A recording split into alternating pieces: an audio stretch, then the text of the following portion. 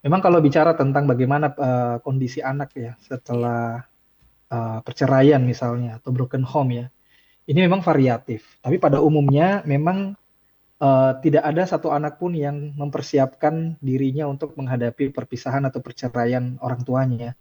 Dan perpisahan ini saja sudah memberikan stres tersendiri. Kalau di dalam eh, skala stres yang dikeluarkan oleh Holmes tahun 1979 kalau saya tidak salah ingat tahunnya, itu perceraian termasuk stres yang berada di tingkat di tiga ranking pertama dari stres terberat yang akan dihadapi oleh individu atau manusia.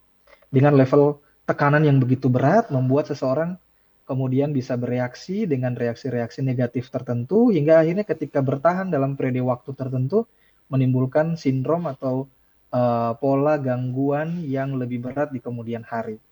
Tapi juga kita temukan ada beberapa case yang misalnya anak-anak dari keluarga yang broken itu kemudian justru tumbuh menjadi kuat gitu ya. Tapi ini memang ada variabel-variabel lain yang memperbaiki apa namanya yang meningkatkan tingkat prognosis yang baik pada anak ini di masa mendatang. Misalnya orang tua yang bercerai tapi tidak memelihara konflik ya antara Mhm. suami atau istri, ini kemudian justru tidak memberikan beban tambahan bagi anak, utamanya ketika harus menerima orang tuanya berpisah.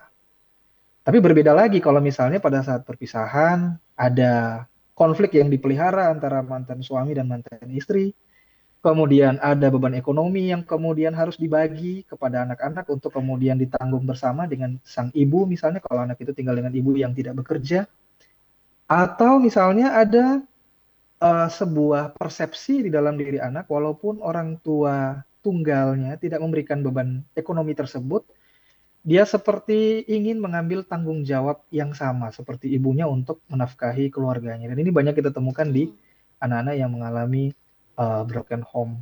Nah, berkaitan dengan gizi, berkaitan dengan kondisi ekonomi, tentu ini akan sangat memberikan dampak tambahan kepada anak, khususnya ketika orang tuanya bercerai.